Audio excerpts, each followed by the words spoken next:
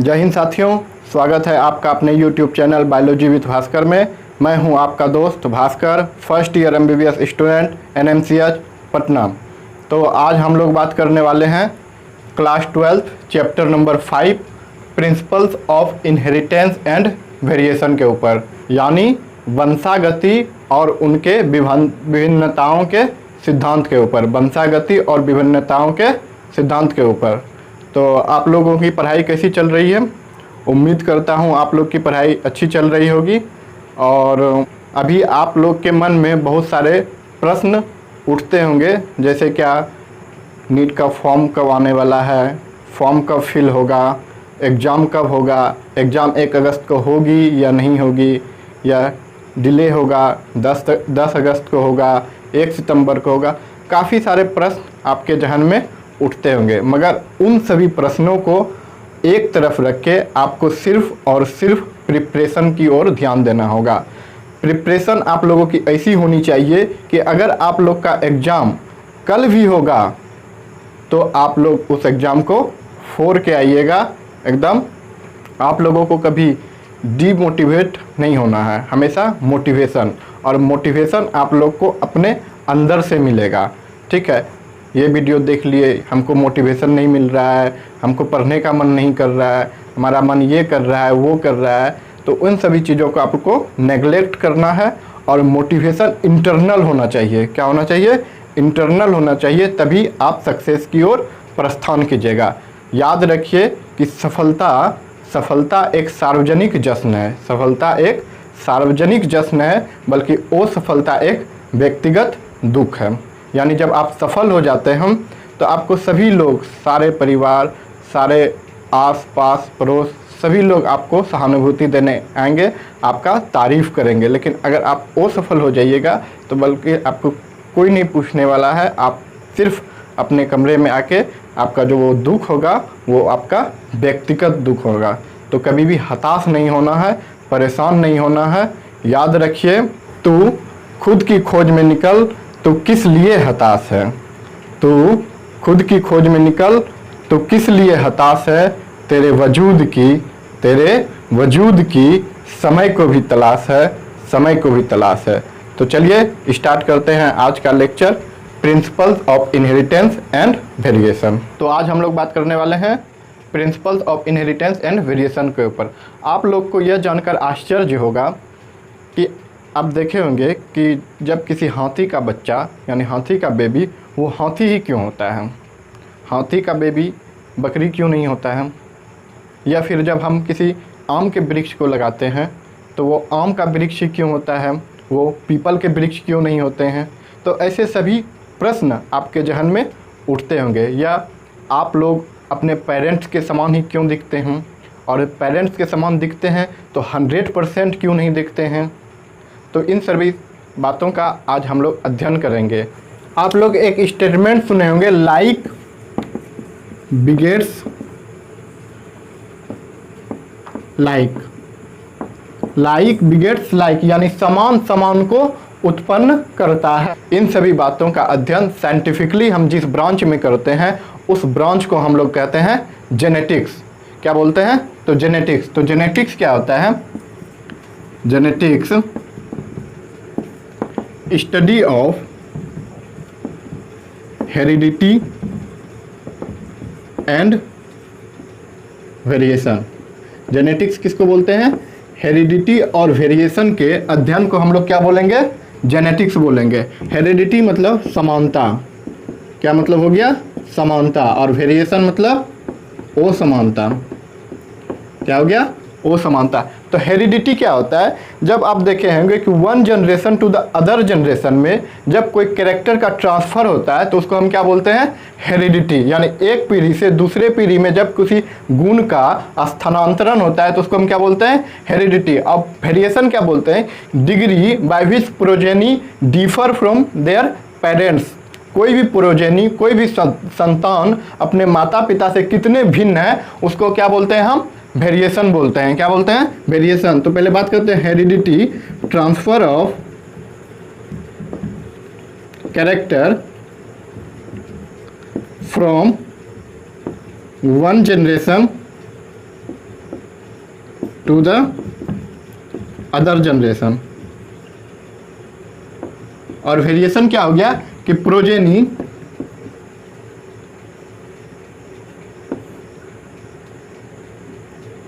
Differ from their parents. कहने का मतलब प्रोजेनी क्या हो गया कि संतान अपने पेरेंट्स से कितना डिफर है, उसको हम लोग क्या बोलते हैं, वेरिएशन। आप लोग को पता है कि वेरिएशन जो है, वेरिएशन का मेन बेसिस क्या होता है, मुख्य आधार क्या होता है, तो वेरिएशन का मेन बेसिस होता है सेक्सुअल रिप्रोडक्शन। क्या होता है, सेक्सुअल रिप्रोडक्शन। सेक्सुअल रिप्रोडक्शन जो होता है वो वेरिएशन का मेन बेसिस होता है। और ह्यूमन जो मानव है, मानव 8000 से 1000 BC, 8000 से 1000 BC ही यह जान गया था। वैसे तो इसके पास कोई साइंटिफिक आइडिया और डाटा नहीं था, लेकिन जान गया था कि 8000 से 1000 BC ही कि वेरिएशन जो है, वेरिएशन का मुख्य आधार सेक्सुअल रिप्रोडक्शन है। क्या है, सेक्सुअल रिप्रोडक्शन। सेक्सुअल रिप्रोडक्शन में आप देखे होंगे कि पहले क्या होता है, मियोसिस होता है, और मियोसिस में जो होता है क्रॉसिंग ओवर होता है। तो वो क्रॉसिंग ओवर जो है वो मेन बेसिस होता है वेरिएशन का। 8000 से 1000 BC यानी 8000 से 1000 BC ही ह्यूमन यह जान गया था कि नेचुरली वेरिएशन जो है वो नेचुरली प्रेजेंट होता है वाइल्ड पॉपुलेशन में, जैसे wild population of plant and animal में। आप लोग पंजाब में एक एग्जांपल सुने होंगे, साहिवाल काव, साहिवाल काव इन पंजाब। ये एक बेस्ट एग्जांपल है आर्टिफिशियल सिलेक्शन एंड डोमेस्टिकेशन का। इसके बाद बात करते हैं हम लोग मेंडल लॉ ऑफ इनहेरिटेंस के ऊपर। Mendel laws of inheritance. ठीक है, आप लोगों ने मेंडल का तो नाम सुना ही होगा। Gregor John Mendel 1822 to 1884। ठीक है, ग्रेगर जॉन मेंडल। आप लोग को ये जानकर आश्चर्य होगा कि ये कोई साइंटिस्ट नहीं थे, ये कोई साइंटिस्ट नहीं थे, ये क्या थे, पादरी थे, चर्च में पादरी थे। ठीक है, और इन्होंने एक एक्सपेरिमेंट किया था, हाइब्रिडाइजेशन एक्सपेरिमेंट, हाइब्रिडाइजेशन एक्सपेरिमेंट। ठीक है, और यह हाइब्रिडाइजेशन एक्सपेरिमेंट इन्होंने किस पे किया था, पाइसम सटाइवम पे। किस पे किया था, पाइसम सटाइवम पे। ठीक है, जब ये एक्सपेरिमेंट इसका सफल हो गया था, तब ये एक्सपेरिमेंट इन्होंने भेजा था कमिटी को, लेकिन उस समय इनका जो एक्सपेरिमेंट था वो एक्सेप्ट नहीं किया गया था। इसके दो वजह थे। एक तो इसी के समय काल में डार्विन ओरिजिन ऑफ स्पीसीज लिखे थे, जिसका काफ़ी जो है आलोचना हो रहा था, विरोध हो रहा था, जिसके कारण इसके एक्सपेरिमेंट पे कोई खासा ध्यान नहीं दिया गया। दूसरी बात यह थी कि इसने जो है मेंडल ने, इन्होंने बायोलॉजी में मैथमेटिकल लॉजिक और स्टैटिकल एनालिसिस का इस्तेमाल किया था, यूज किया था, जिसके आधार पे उस समय इनके एक्सपेरिमेंट को नहीं माना गया था। और ये जो हाइब्रिडाइजेशन एक्सपेरिमेंट थे, इन्हें क्या किए, किस प्लांट पे किए थे, पाइसम सटाइवम पे। और ये एक्सपेरिमेंट इन्होंने 7 ईयर्स तक किए थे, 7 ईयर्स यानी 7 सालों तक किए थे। और 1856 से लेकर 1863 तक किए थे, 1856 से लेकर 1863। ये याद रखिएगा, ये एग्जाम में आ चुका है प्रश्न, 1856 टू 1863। तो इन्होंने यूज किया था पाइसम सटाइवम। अब बात करते हैं कि ग्रेगर जॉन मेंडल ने ही हाइब्रिडाइजेशन एक्सपेरिमेंट के लिए पाइसम सटाइवम का यूज क्यों किया, तो व्हाई चूज पाइसम सटाइवम। तो बात करते हैं कि मेंडल ने पाइसम सटाइवम प्लांट का ही यूज क्यों किया था, क्योंकि ये जो है well defined contrasting character show करते थे। पाइसम सटाइवम जो है इसका जो कॉन्ट्रास्टिंग करेक्टर था वो वेल डिफाइंड था। दूसरी बात कि ये जो है बाइसेक्सुअल फ्लावर होते थे। क्या होते थे? बाइसेक्सुअल फ्लावर होते थे और ये प्रीडोमिनेंटली सेल्फ फर्टिलाइजेशन करते थे। क्या करते थे? सेल्फ फर्टिलाइजेशन करते थे। तीसरी बात कि इसको या इजी हाइब्रिडाइजेशन थे, इसको हाइब्रिडाइजेशन करना इजी था।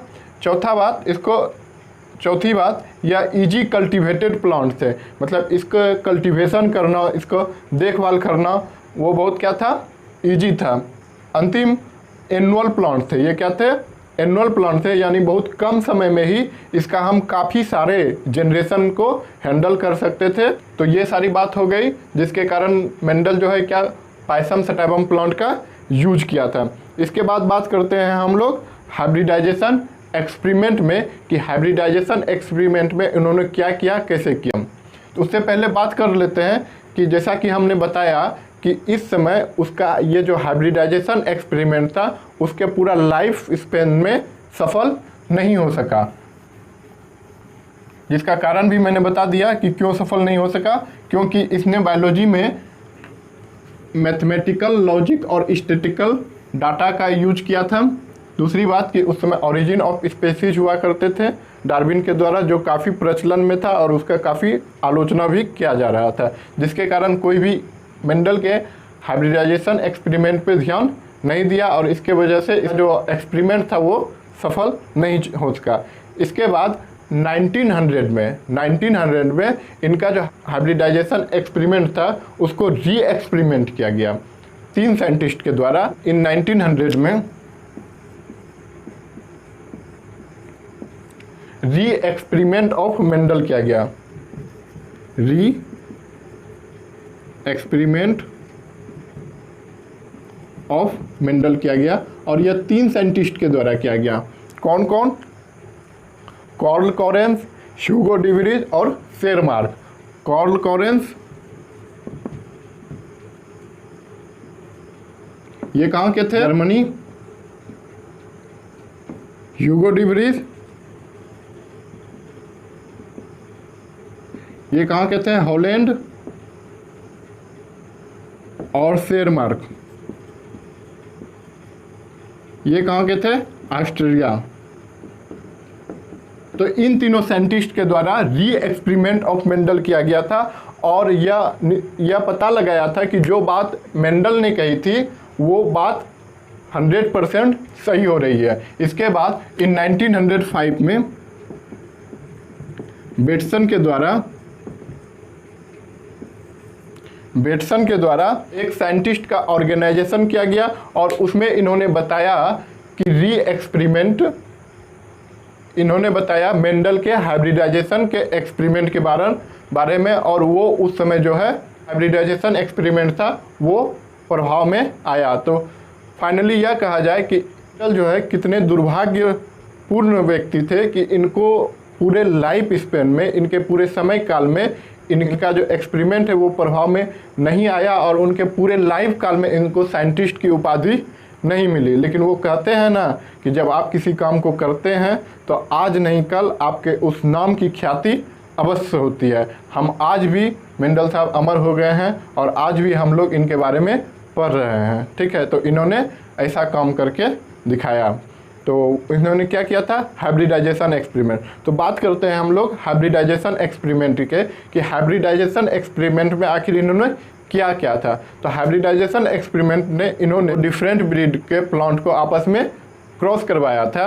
एक का मेल फ्लावर और एक का फीमेल फ्लावर लिया था और उस दोनों के आपस में क्रॉस करवाया था, यानी पॉलिनेशन करवाया था। तो उसके पॉलिनेशन करवाने में सबसे पहले इन्होंने 2 काम किया था, एक इमेस्कुलेशन किया था, दूसरा बैगिंग किया था। क्यों? सेल्फ पॉलिनेशन को प्रिवेंट करने के लिए, ताकि उसमें सेल्फ पॉलिनेशन ना हो। इसके लिए इन्होंने 2 मेथड आपको यूज किया था, इमेस्कुलेशन, दूसरा बैगिंग। इमेस्कुलेशन में इन्होंने क्या किया था कि कोई भी बाइसेक्सुअल, जो पायसम सटाइवम बाइसेक्सुअल प्लांट थे, उसके मेल पार्ट को इन्होंने क्या कर दिया था? कट कर दिया था। मेल पार्ट को क्या कर दिया था? कट। मेल पार्ट यानी कि स्टामेन, ठीक है, स्टामेन को कट कर दिया था और उसको क्या कर दिया, बैक कर दिया था, ताकि सेल्फ पोलिनेशन प्रिवेंट हो सके, ठीक है, ताकि वो इजीली क्रॉस पोलिनेशन करवा सके। तो यहाँ तक बात समझ में आ गई। दूसरी बात कि इसके एक्सपेरिमेंट में जो इन्होंने सैम्पलिंग साइज लिया था वो बहुत लार्ज स्केल पे लिया था, बहुत लार्ज स्केल पे सैम्पलिंग साइज लिया था। क्यों? क्योंकि इसका जो डाटा है वो बिल्कुल ही क्रेडिबिलिटी यानी विश्वसनीय होना चाहिए।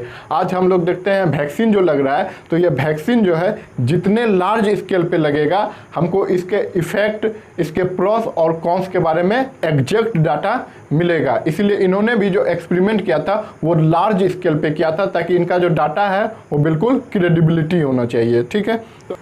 मेंडल ने अपने हाइब्रिडाइजेशन एक्सपेरिमेंट में दो अपोजिट कॉन्ट्रास्टिंग ट्रेट को लिया था, दो opposite contrasting two opposite contrasting trait को लिया था। कहने का मतलब कि एक जैसे ये टॉल प्लांट लिए थे तो दूसरा ड्वार्फ प्लांट लिए थे। एक अगर इन्होंने येलो सीड लिए थे तो दूसरा ग्रीन सीड लिए थे। यानी इनका जो ट्रेट था वो क्या था, इनका जो ट्रेट था वो आपस में इंटरमीडिएट नहीं होना चाहिए। और इन्होंने जो है 7 पेयर ऑफ कॉन्ट्रास्टिंग ट्रेट का यूज किया था, 7 पेयर ऑफ कॉन्ट्रास्टिंग ट्रेट, ठीक है, 7 पेयर। यानी इन्होंने जो यूज किया था वो 14 वैरायटीज ट्रू ब्रीडिंग प्लांट का यूज किया था, ठीक है। तो ये बात समझ में आ गई। इन्होंने जो है पाइसम सटाइबम में 7 पेयर ऑफ कॉन्ट्रास्टिंग ट्रेट का यूज किया था, जिसमें इन्होंने 14 वैरायटीज को लिया था। तो अब बात करते हैं कि 7 पेयर जो कॉन्ट्रास्टिंग ट्रेट लिए थे वो 7 पेयर कॉन्ट्रास्टिंग कैरेक्टर कौन कौन से थे। तो बात कर रहे थे कि 7 पेयर ऑफ कॉन्ट्रास्टिंग ट्रेट जो इन्होंने लिए थे वो क्या क्या लिए थे, plant height, flower colour, flower position, seed colour, seed shape, pod colour और पोड शेप। तो प्लांट हाइट जो इन्होंने लिए थे वो टॉल लिए थे और ड्वार्फ। टॉल क्या होते थे, डोमिनेंट होते थे। डोमिनेंट क्या होते थे कि जो अपना प्रभाव दिखाते थे उसको क्या बोलते थे, डोमिनेंट। तो डोमिनेंट क्या थे, टॉल, और रिसेसिव क्या थे, ड्वार्फ। फ्लावर कलर की बात करें तो फ्लावर कलर में डोमिनेंट वायलेट थे और recessive white. Flower position axial, dominant, terminal, recessive, ठीक है। सीड कलर की बात करें तो सीड कलर येलो डोमिनेंट होते थे और ग्रीन रिसेसिव। याद रखिएगा, seed colour yellow dominant, green recessive.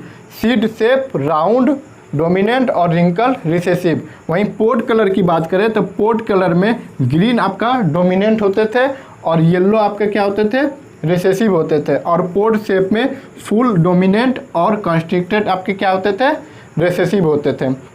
इसके बाद बात करते हैं मेंडल का जो है इनहेरिटेंस कैसे होता है। इसके पहले मेंडल के हाइब्रिडाइजेशन एक्सपेरिमेंट में जो कुछ इन्होंने टर्मिनोलॉजी का यूज किया था उसके बारे में हम बात कर लेते हैं। तो बात करते हैं टर्मिनोलॉजी ऑफ जेनेटिक्स के ऊपर। तो सबसे पहले बात करते हैं जीनोटाइप और फिनोटाइप के ऊपर। जीनोटाइप और फिनोटाइप के ऊपर। तो जीनोटाइप क्या होता था, जेनेटिक मेकअप, क्या होते थे, genetic makeup of an organism.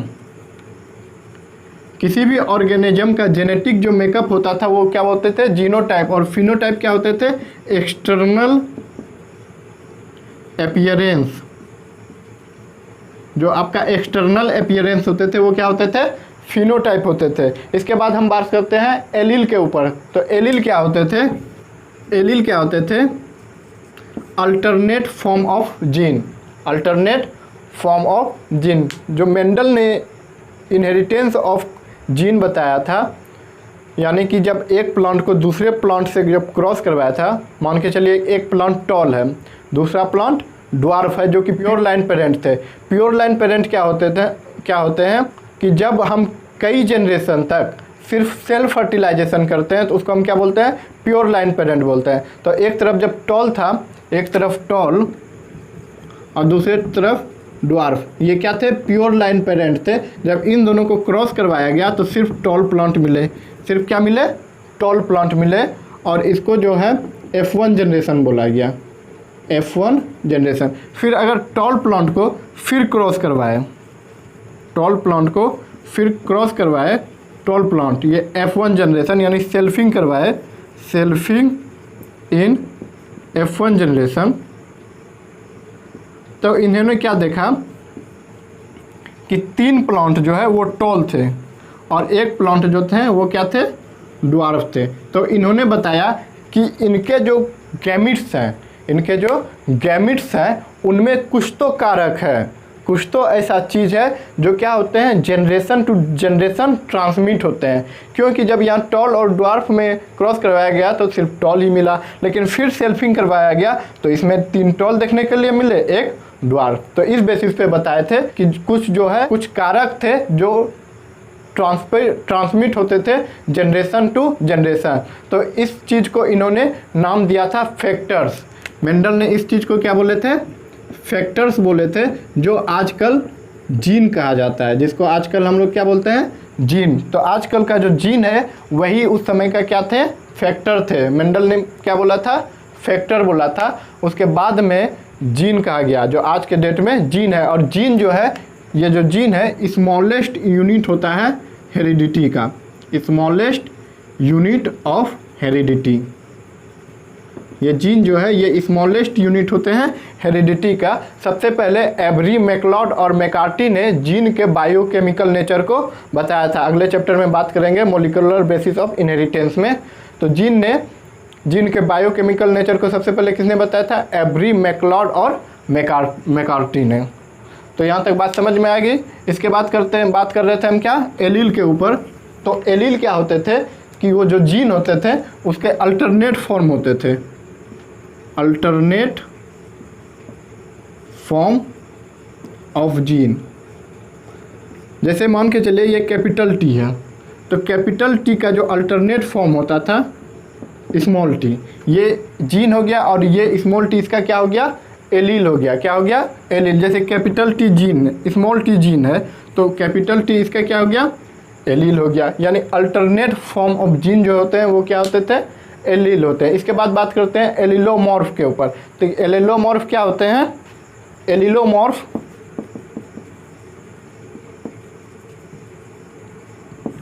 A pair of contrasting trait, a pair of contrasting trait. इसी कॉन्ट्रास्टिंग ट्रेट का जो पेयर होता है उसको हम एलिलोमॉर्फ बोलते हैं। जैसे कि कैपिटल टी स्मॉल टी, ये क्या हो गया, एलिलोमॉर्फ हो गया। क्या हो गया, एलिलोमॉर्फ हो गया। इसके बाद बात करते हैं हम लोग होमोजाइगस और हेटेरोजाइगस के ऊपर। आप लोग सोचते होंगे कि सर बार बार इधर क्यों जाते हैं, तो उधर जाके हम देखते हैं कि आप लोग का रिकॉर्डिंग हो रहा है कि नहीं। कल जो है वीडियो लेक्चर नहीं आ पाया था, इसका खेद है हमको। उसका कारण यह है कि जब हम रिकॉर्डिंग कर रहे थे तो उसमें पता नहीं किसी तरह साउंड सिस्टम सपोर्ट नहीं किया था। तो जब पूरा वीडियो लेक्चर रिकॉर्ड हो गया तो उसमें साउंड ही नहीं आ रहा था, जिसके कारण हम कल क्या है, वीडियो लेक्चर आपका अपलोड नहीं कर सके। ठीक, तो चलिए बात करते हैं हम लोग होमोजाइगस के ऊपर। तो होमोजाइगस क्या होता है कि ए सेल हैविंग 2 आइडेंटिकल जीन, ए सेल हैविंग 2 आइडेंटिकल जीन। कहने का मतलब किसी सेल में जब 2 आइडेंटिकल जीन होगा तो उसको हम क्या बोलेंगे, होमोजाइगस। जैसे कि कैपिटल टी, ये क्या है, दोनों आइडेंटिकल जीन है। स्मॉल टी, ये दोनों क्या है, आइडेंटिकल जीन है। वहीं हेटेरोजाइगस क्या होता है कि जब एक जीन और दूसरा उसका एलील हो तो उसको हम लोग क्या बोलते हैं, हेटेरोजाइगस बोलते हैं। जैसे कैपिटल टी एक जीन है, उसका एलील स्मॉल टी, तो ये क्या हो गया, हेटेरोजाइगस हो गए। जैसे कैपिटल आर, ये क्या हो गया, जीन, और स्मॉल आर, ये क्या हो गया, इसका एलील, तो ये क्या हो गया, हेटेरोजाइगस हो गए। तो ये बात हो गई होमोजाइगस और हेटेरोजाइगस के ऊपर। इसके बाद बात करते हैं इसके बाद बात करते हैं हम लोग डोमिनेंट और एंड रिसेसिव के ऊपर। तो डोमिनेंट क्या हो गया कि जो अपना प्रभाव को दिखाए, जैसे कैपिटल टी स्मॉल टी है तो ये क्या बनेगा, टॉल बनेगा। क्यों? क्योंकि ये जो कैपिटल टी जीन है ये इसके स्मॉल टी जीन को इन्फ्लुएंस कर देता है, यानी इसके प्रभाव को दबा देता है और अपना प्रभाव दिखाता है। तो ये कैपिटल टी क्या हो गया, यहाँ पे डोमिनेंट हो गया। ठीक है, तो ये क्या हो गया, डोमिनेंट। और जो प्रभाव नहीं दिखा पाए, जो सप्रेस हो जाए, उसको हम लोग क्या बोलते हैं, रिसेसिव बोलते हैं। तो ये बात हो गई डोमिनेंट और रिसेसिव की। इसके बाद बात करते हैं हम लोग रेसिप्रोकल क्रॉस की। Reciprocal cross. तो रेसिप्रोकल क्रॉस क्या होता है कि जब ये पेरेंट्स हैं, कैपिटल टी ये मेल पेरेंट्स हैं और ये इसको किससे क्रॉस करवाएं, ड्वार्फ से, यानी स्मॉल टी ये क्या है, फीमेल है। जस्ट इसके अपोजिट जब स्मॉल टी ये क्या है, मेल है और कैपिटल टी क्या है, फीमेल है। तो ये दोनों क्रॉस क्या हुए आपस में, रेसिप्रोकल क्रॉस। याद रखिएगा कि रेसिप्रोकल क्रॉस का मेंडल के एक्सपेरिमेंट पर कोई इफ़ेक्ट नहीं होता है, यानी रेसिप्रोकल क्रॉस मेंडल के एक्सपेरिमेंट पे कोई इफ़ेक्ट शो नहीं करता है। इसके बाद बात करते हैं हम बैक क्रॉस और टेस्ट क्रॉस के ऊपर। किसके ऊपर, कि क्या होता है बैक क्रॉस और क्या होता है टेस्ट क्रॉस। बैक क्रॉस और टेस्ट क्रॉस के ऊपर। तो बैक क्रॉस क्या होता है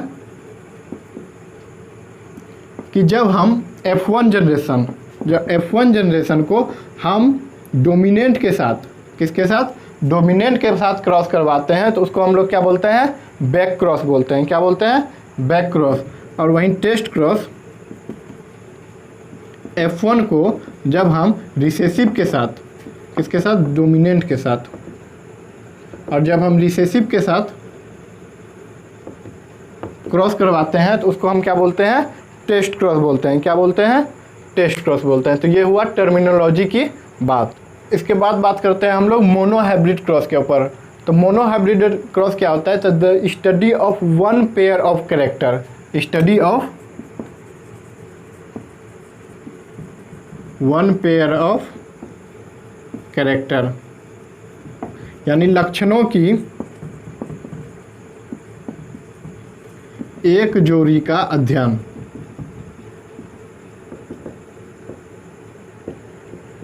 लक्षणों की एक जोड़ी के अध्ययन को हम लोग क्या बोलते हैं, मोनोहाइब्रिड क्रॉस बोलते हैं। क्यों, क्या बोलते हैं, मोनोहाइब्रिड क्रॉस बोलते हैं। जैसे कि बात करें हम लोग लेंथ ऑफ प्लांट की, लेंथ ऑफ प्लांट, तो यह क्या होते हैं, टॉल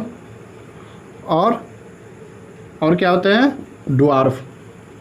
तो ये क्या होते हैं, प्योर लाइन पेरेंट्स होते हैं। क्या होते हैं, प्योर लाइन पेरेंट्स। ठीक है, प्योर लाइन पेरेंट्स क्या होते थे, जब कई जनरेशन तक सिर्फ सेल्फ फर्टिलाइजेशन होता रहे, सिर्फ सेल्फ फर्टिलाइजेशन होता रहे कई जनरेशन तक, तो जो प्लांट बनेंगे उसको हम क्या बोलेंगे, प्योर लाइन पेरेंट्स कहते थे। ठीक है, तो लेंथ ऑफ प्लांट, टॉल और ड्वार्फ, इन दोनों के बीच जो प्योर लाइन पेरेंट थे, इन दोनों के बीच क्या करवाया गया, क्रॉस करवाया गया। तो मेल टॉल यानी टी कैपिटल टी क्रॉस करवाया गया फीमेल ड्वार्फ यानी स्मॉल टी। तब इस दोनों को क्या करवाया गया, क्रॉस करवाया गया। तो इसका जो गैमीट बनेगा वो क्या बनेगा, कैपिटल टी। इसका जो गैमीट बनेगा क्या बनेगा, स्मॉल टी। ये क्या बना, गैमीट्स। आफ्टर गैमीटोजेनेसिस के बाद क्या बन गया, कैपिटल टी और स्मॉल टी। अब इस दोनों के क्या करवाया, क्रॉस करवाया। तो क्या बना, कैपिटल टी स्मॉल टी। ये आपका क्या था, F1 जनरेशन। ये आपका क्या था, F1 जनरेशन। इसका जो फिनोटाइप था वो क्या था 100% टॉल। यानी ये जितने भी जो आपके प्लांट हुए ये क्या हुए, टॉल हुए, ये क्या थे, टॉल। और फिनोटाइप क्या था इसका, सॉरी फिनोटाइप टॉल, जीनोटाइप भी 100% कैपिटल टी स्मॉल टी। ठीक, इसके बाद इन्होंने क्या किया कि सेल्फिंग करवाया F1 जनरेशन में, सेल्फिंग इन F1 जनरेशन में, इधर मिटाते हैं, सेल्फिंग इन F1 जनरेशन।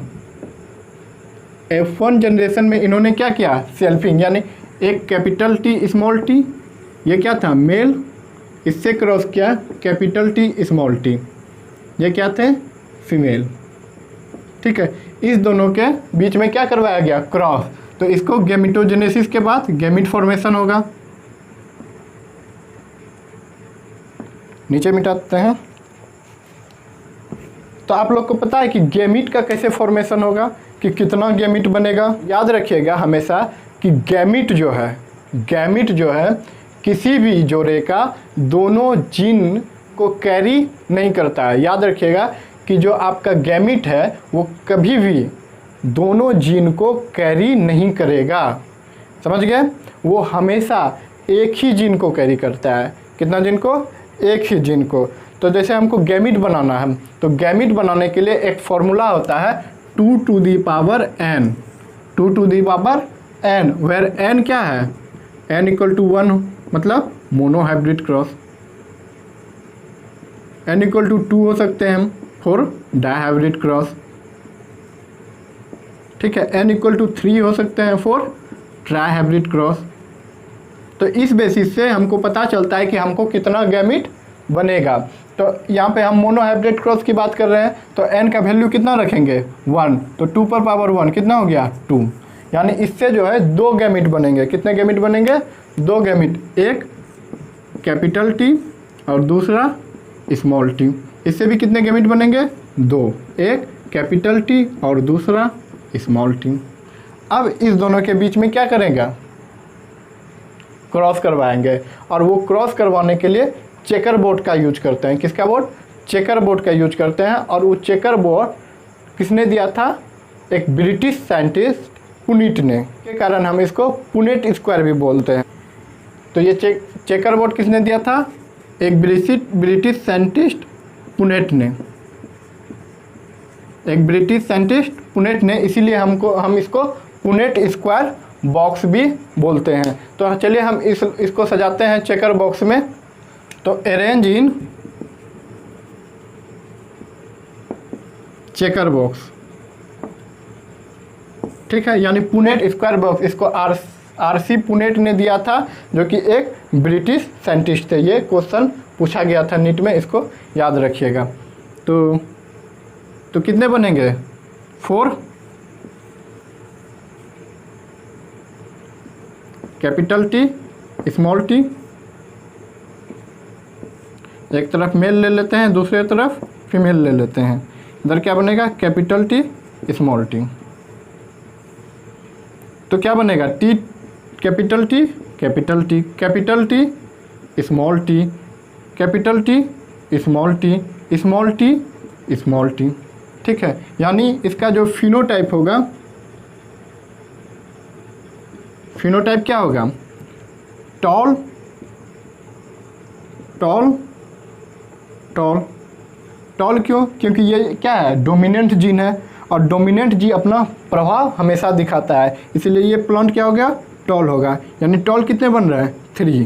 कितने बन रहे हैं, 3 टॉल बन रहे हैं। और ड्वार्फ कितने बन रहे हैं, ये क्या हो गया, ड्वार्फ। तो एक क्या बन रहे हैं, ड्वार्फ बन रहे हैं। ठीक है, यानी इसका फिनोटाइप रेशियो क्या हुआ, 3:1। बात करें जीनोटाइप की, तो जीनोटाइप में एक कैपिटल टी है, 2 कैपिटल टी स्मॉल टी है, और एक स्मॉल टी है। यानी इसका जो रेशियो हुआ 1:2:1।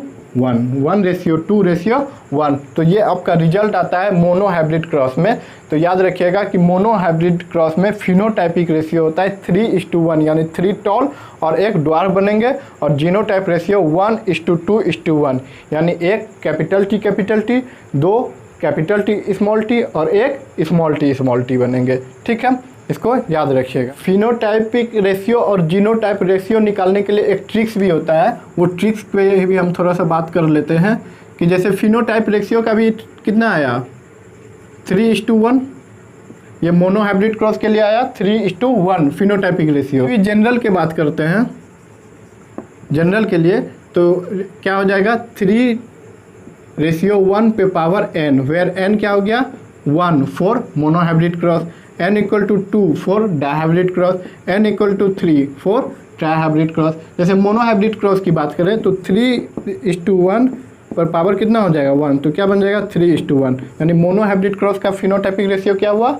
3:1। अगर हम डाइहाइब्रिड की बात करें तो 3:1 पे पावर कितना हो जाएगा 2, यानी 3:1 × 3:1, तो कितना हो जाएगा 3 3 जा 9 3 1 जा 3 1 3 जा 3 1 1 जा 1। तो ये आपका रेशियो क्या हो गया डाइहाइब्रिड क्रॉस का फिनोटाइपिक रेशियो हो गया, phenotypic ratio for dihybrid cross. इसी तरह बात करें 1:2:1, ये मोनो हाइब्रिड क्रॉस के लिए हो गया। तो किसी जनरल के लिए बात करेंगे तो इस पे पावर कितना दे देंगे n, तो 1 के रखेंगे n, तो किसके लिए आ जाएगा मोनो हाइब्रिड क्रॉस के लिए, 2 रखेंगे तो डाइहाइब्रिड क्रॉस के लिए, और 3 रखेंगे तो ट्राइहाइब्रिड क्रॉस के लिए। ठीक है, तो ये बात समझ में आ गई। इसके बाद आगे बात करते हैं, तो बात करते हैं कि मोनो हाइब्रिड क्रॉस के बेसिस पे मेंडल ने कुछ लॉ ऑफ इनहेरिटेंस दिया था। तो 2 लॉ ऑफ इनहेरिटेंस दिया था on the basis of mono hybrid cross. तो पहला लॉ था लॉ ऑफ डोमिनेंस, दूसरा लॉ था लॉ ऑफ सेग्रीगेशन। तो बात करते हैं लॉ ऑफ डोमिनेंस। तो लॉ ऑफ डोमिनेंस क्या होता है, हम लोग जानते हैं कि मेंडल ने जो कैरेक्टर कंट्रोल का डिस्क्रीट यूनिट बताया था वो फैक्टर बताया था। क्या बताया था फैक्टर, और उसने कहा था कि फैक्टर हमेशा जोड़े में होगा। किस में होगा तो जोड़े में। तो जब 2 डिसिमिलर ट्रेट होगा तो उसका एक मेंबर दूसरे मेंबर पे क्या होगा डोमिनेंट होगा, यानी अपना प्रभाव दिखाएगा।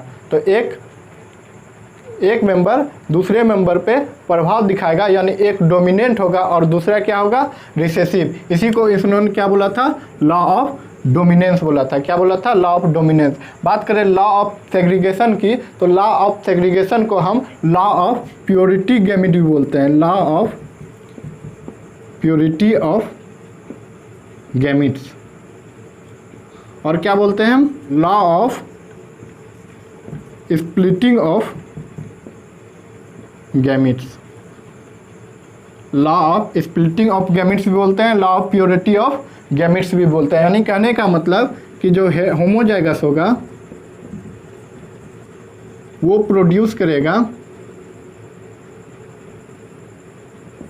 जितना भी gamete, all gametes are similar, जितना भी गैमेट्स होगा वो क्या होगा सिमिलर होगा। सेग्रीगेशन का मतलब कि होमोजाइगस में जितने भी गैमेट होंगे वो सिमिलर होंगे, और हेटेरोजाइगस में एक जीन होंगे और दूसरा उसका एक एलील होगा। यानी कहने का मतलब गैमेट के 2 जीन कभी भी आपस में एक साथ नहीं आएंगे, एक साथ कैरी नहीं होंगे। हमेशा एक गैमेट एक ही जीन को कैरी करेगा। यानी जैसे वो हेटेरोजाइगस है, यानी कैपिटल T, तो एक कैपिटल T स्मॉल t, तो एक कैपिटल T होगा और एक स्मॉल t होगा। यानी हेटेरोजाइगस में हमेशा 2 काइंड ऑफ गैमेट बनेगा। होमोजाइगस में हमेशा सिमिलर होगा और हेटेरोजाइगस में हमेशा 2 टाइप ऑफ गैमेट होगा। 2 टाइप ऑफ गैमेट्स कितने बनेंगे 2 टाइप्स ऑफ गैमेट बनेंगे। यानी 1 एलील विथ इक्वल प्रोपोर्शन। यानी हेटेरोजाइगस में हमेशा दो प्रकार के गैमीट बनेंगे, एक जीन बनेंगे, एक उसका एलील बनेंगे इक्वल प्रोपोर्शन में। ठीक है, कहने का मतलब लॉ ऑफ सेग्रीगेशन यह कहता है कोई भी गैमीट जो है वो हमेशा एक ही जीन को कैरी करेगा, कभी भी दो जीन साथ साथ कैरी नहीं कर सकता है। तो बात कर लिए लॉ ऑफ इनहेरिटेंस की, तो law of dominance, law of segregation. तो अब बात आगे करेंगे नेक्स्ट वीडियो लेक्चर में डायहाइब्रिड क्रॉस के ऊपर। मेंडल जो डायहाइब्रिड क्रॉस दिए थे। तब तक पढ़ते रहिए, मुस्कुराते रहिए और चिंता नहीं करना है, मतलब हमेशा मोटिवेट रहना है, अपने आप को मोटिवेट रखिए और परिस्थिति कैसा भी हो, परिस्थिति से घबराना नहीं है, संघर्ष करते रहना है। सफलता संघर्ष से एक दिन अवश्य मिलेगी। ठीक है, तो चाहे परिस्थितियां अनुकूल हो या प्रतिकूल हो, बिल्कुल भी घबराना नहीं है, मेहनत करते जाना है, सफलता एक दिन अवश्य मिलेगी। तो मिलते हैं नेक्स्ट वीडियो लेक्चर में। ठीक, थैंक यू।